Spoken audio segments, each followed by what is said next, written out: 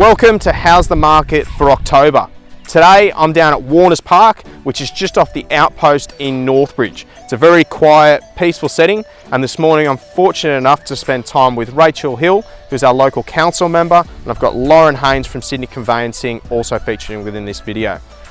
At the moment, the overall Sydney clearance rate is hovering around that 45 to possibly 50% each week to week. What that means at the moment is that 1 in 2 owners are experiencing some level of difficulty when looking to trade their home.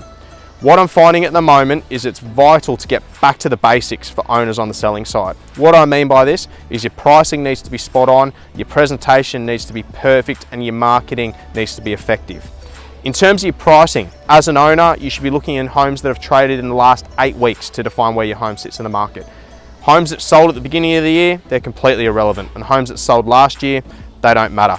At the moment, I feel like we're most likely back to where we were in December 2016, and as an owner, you're better off aligning yourself with those values earlier rather than starting higher and starting to realign it, which puts you in a more negative position. In terms of presentation, spend the time to make sure the home looks beautiful and perfect. Spend the money on a stylist or even just a blended stylist, because your presentation will make you stand out within this market. The last element is your marketing. I strongly advise that as an owner that you maximise your overall marketing campaign. What I mean by this is, although you may be saving yourself a couple of $1,000s in the short term, in the long term you want to maximise your overall exposure to buyers, which will enable you to achieve a higher outcome. If you have any questions, just give me a call. This morning I'm with Rachel Hill. We are down here at Warners Park, which is just off Kamaruka Road, and then right down the outpost, and you end up in this beautiful location. So Rachel, I'm very, very grateful for having you here this morning. Who are you and what do you do within the community?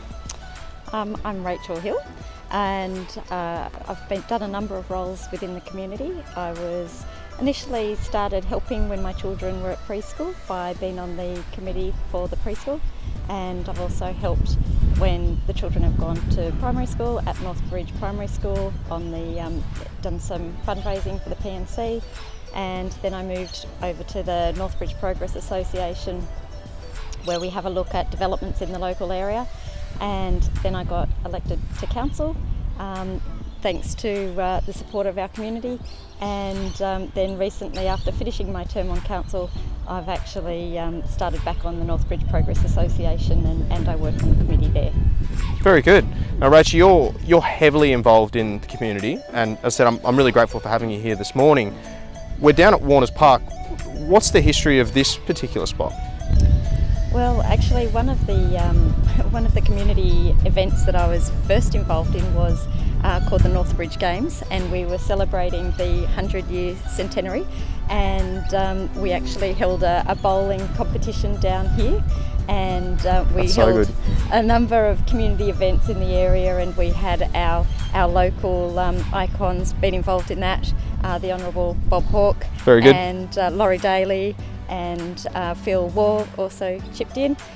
So we had some, and also Jason Taylor as well. So some local friends of the neighbourhood actually got involved, and we were able to spruik a really fun event.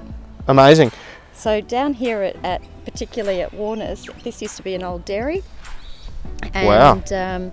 And so now it's just, and it obviously was a bowling green. This was the men's bowling club, and there's actually the women's bowling club up the top there. Okay, I didn't know that. Yeah, and we're now looking at this site. Obviously you can see that there no longer is a bowling club here, and we're looking at the purpose of what we could do down here. When I was on council, we actually put through a DA down here for a cafe, and that has been an interesting process. Yeah. There was some access issues coming down here, but it seems that council have been able to work through those issues. So that's now been approved for a DA, and now this area here is getting assessed as to what we could use this for in the future. It's a great area. What are you thinking that we could do here as a community? Well, being an old dairy, I mean, it makes sense to actually bring it back to life with some agriculture and horticulture, and so we'd really love to see this be a vegetable garden and supplying the cafe and the local residents, and having some walking traffic down into this area to avoid those traffic congestion issues. But also, you know, it would be great if we could get people walking their dogs to come down here, and there's numerous ways in which to access this area, so I think that would be a really good result down here. Personally, I think that'd be amazing. Like, what a great opportunity for the community to really connect and be amongst each other, and such a great local hotspot as well. So for the community, how do we get involved to be able to support the initiative? What's the best way we can connect with you and support what we're looking to do?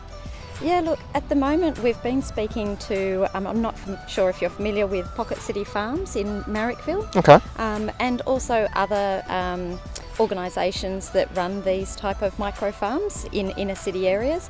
And I guess we're wanting to get our community engaged. We really want to get the local residents in this area to sort of come along and hear what their approach is. They're a not-for-profit, and it's all about sustainable growing and engaging the community, and so we really hope that we can sort of get our community to come along to our annual general meeting for the Northbridge Progress Association in November, and actually have them hear what's proposed and get behind it, because that's the only way that this is actually going to eventuate.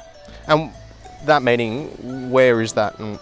Yeah, that'll be at the Northbridge Bowling Club. Yep. And we have the details on our Facebook page, which is the Northbridge Progress Association, and I'm sure, Rick, that you'd be happy to share that. I'll share it. and encourage people to come along. Yeah.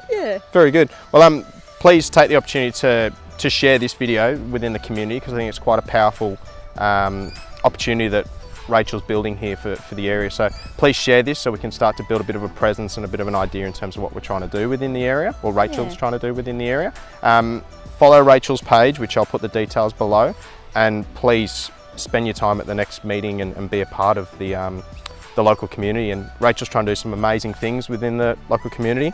I'm very grateful for having you here this morning, Rachel. Thanks. And please take the time to support Rachel and the local community moving forward as well. Thank you. This morning I've got Lauren Haynes from Sydney Conveyancing at Crow's Nest and now in Double Bay. Lauren and I originally met at the beginning of the year as Lauren was representing a vendor of mine at the time with their sale of their family home. Since then I've been fortunate enough to work with Lauren throughout many campaigns, and I've been super impressed with Lauren. So I thought I'd get Lauren down here and get a bit of an understanding in terms of what's happening in Lauren's world. Good morning, Rick. Thank you very much for having us this morning. Good morning. I wanted to touch on two things today, being well represented and also vendors obtaining inspection reports. So number one, being well represented, it's very important to make sure that you have a professional looking after you in your legal transaction. We're currently working with a vendor who purchased the property back through someone else in 2011, and at that point in time, the solicitor or conveyancer only transferred the unit as opposed to the unit and the garage. So when they've come around to sell this time, they've had a very difficult time proving to a purchaser that they own the garage, number one, and that they're able to transfer that garage to them in this transaction. So through a lot of investigation, we've managed to get a result from the problem. They did nearly lose the buyer on 2 occasions. So in a tricky market and in a tenants in common situation, the last thing they needed was something like that to happen to them. But thankfully, we've got to the bottom of it. They have exchanged. We look forward to taking them through to settlement, and it just shows how important it is when you are looking for a service, whether it be a solicitor, a conveyancer, a real estate agent, or someone doing work at your property, to make sure that you engage in a professional rather than going someone because they're the cheapest in the industry. So Lauren, what should owners be doing this side of going to market? Sure. So we really suggest that vendors obtain their property inspection reports prior to going to market. Historically, it was up to the purchasers to obtain their pest and building inspection reports and strata reports to make sure that they're happy to proceed with an exchange.